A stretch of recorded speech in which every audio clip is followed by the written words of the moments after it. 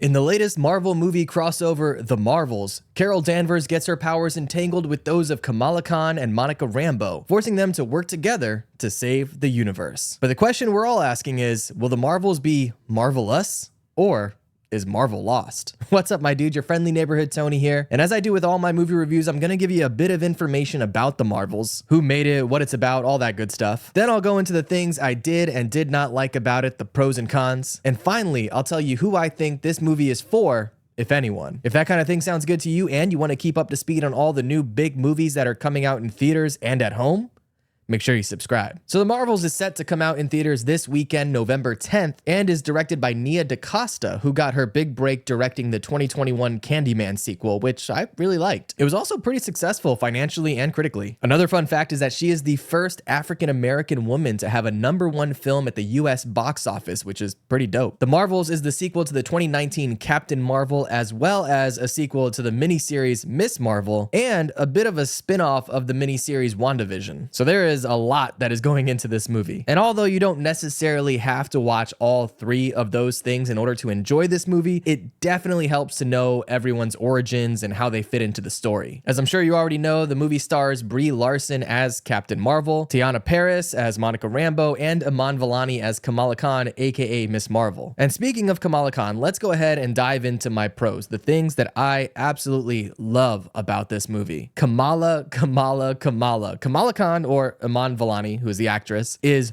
all of the joy that we so desperately needed in a Captain Marvel movie. She is everything. It honestly reminds me of back in Phase 1 Marvel, back when they would hire actors not based on their name or their Instagram following, but based on their acting ability and their charisma. And this kid has charisma for days. Now look, am I saying that she's a tremendous actor? No, I can't say that just yet. She hasn't done enough. But what I can say is that she absolutely nails this role, and that when she's on screen, she grabs your attention and holds it more than anybody else. And she's on screen with some legendary actors and some Oscar winners here, so that is not an easy task. I honestly cannot wait to see what she does from here. And kind of in line with Kamala's performance, I really dig the comedy in this movie. She definitely carries a lot of that, and I know comedy is incredibly subjective, so it might not work for everyone, but I love that they leaned heavily into the comedy in the movie. There's a scene where they go to a particular planet, and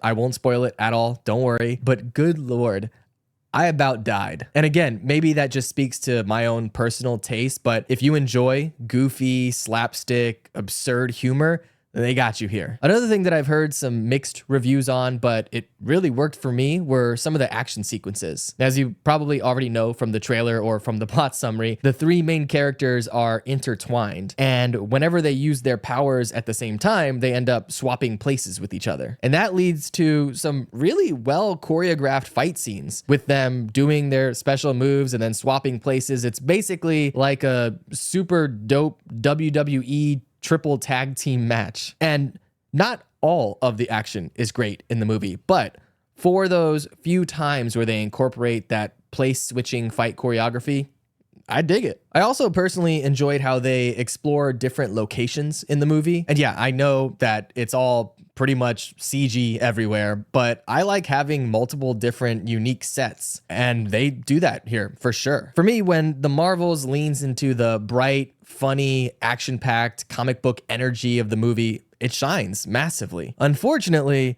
there's something else, something sinister under the surface that holds this movie back. But we will get into that with the cons. Now, before we do though, I want to let you know that this review is sponsored by you. That's right, I'm just a tiny little channel here on YouTube without any big corporate sponsors or anything like that. So just by watching these videos, you're really helping me out. If you want to be super dope though and show your support in the easiest possible way, do me a solid and just click that little thumbs up button below the video and maybe leave a comment. Let me know what you think about all of the decisions that Marvel's been making lately. I know you got an opinion on that. You can also now join as a channel member if you want to help support me financially, or just subscribe for free if you want to keep up to speed on all the new big movies that are coming out. So either way, whatever you do, I appreciate it. All right, back to the cons. Fundamentally, foundationally, this movie is flawed. First off, the fact that there is so much required viewing before even coming into this movie is a big no-no. And yes, As I said before, you can watch this movie without necessarily watching Captain Marvel and Miss Marvel and WandaVision, but you're definitely going to be missing some backstory and some other things if you don't. Although, to be fair, maybe not, since this movie is constantly spouting out exposition and backstory in the clunkiest possible way. Like, they could have cut down on a shocking amount of the runtime if they didn't include all of this backstory for each character. The dialogue is also painfully cheesy at times, although I suppose if they're targeting young kids, it might work for them, but not for me. There's also a lot of time spent trying to make us connect and feel for Captain Marvel in particular, which I guess makes sense since she's not always been the most likable or charismatic character in any of the movies that she's been in, which is wild because Brie Larson can be very likable and very charismatic. Look at it this way. If you were to ask me to describe Kamala Khan, the character, as a person, I could give you a list of traits and characteristics, things that she likes, things she doesn't like, fears, quirks, so much that we see in this movie and in Miss Marvel, the series. But if you ask me to describe Captain Marvel and her personality, I don't know. She's serious and stoic. Like, how have they forgotten to give her a personality? You know, speaking of blank slates though, let's get into one of my biggest issues with this movie.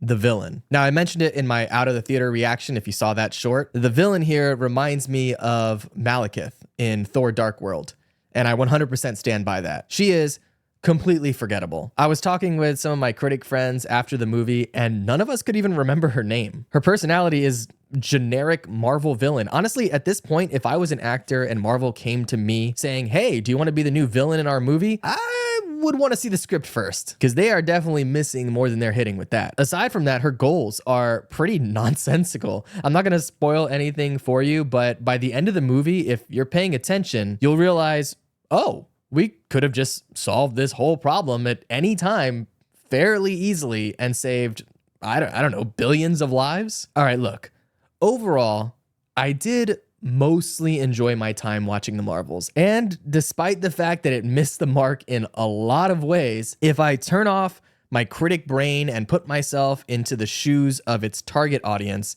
it might work. Look, it's a completely throwaway script with a number of forgettable characters absolutely saved by Iman Vellani as Kamala Khan, and also some solid comedic moments. Also, it's kind of the most girl power Marvel movie that we've gotten so far, which is pretty cool. I just wish it got the script that it deserved. So, who do I think this movie is for? I'm gonna be honest, this is probably gonna be one of the most divisive Marvel movies we've seen in a while. I can totally see people absolutely hating it and considering it to be one of the worst Marvel movies ever made. And at the same time, I can see people absolutely loving it and having it be one of their favorite Marvel movies. Okay, so I'm assuming the target audience for this movie is kids and teens. And for that, I think it's pretty spot on. A 14-year-old me would have had a blast watching this in theaters. Aside from that specific age group though, if you consider yourself someone that doesn't invest too much into breaking down the plot or into character nuance or anything like that, if you just like to go to the movies and turn off your brain and just have a good time, you might like this more than I did. But if that's not you, or if you've already been kind of tired of the mediocre movies Marvel's been serving us for the past couple years, this is most likely not going to be something you enjoy. Either way, if the Marvels sounds interesting to you, check it out in theaters this weekend. Now, if you've seen the Marvels already, definitely let me know what you think in the comments below. And if not, what are your thoughts on Marvel overall right now? For me, I'd like to see them focus more on individual stories and to stop trying to tie everything into some massive multi-universe crossover, personally. But let me know what you think. And of course, if you want to keep up to speed on all the new big movies that are coming out in theaters and at home, make sure you subscribe. All right, my dude, I'll catch you in the next one. Be good.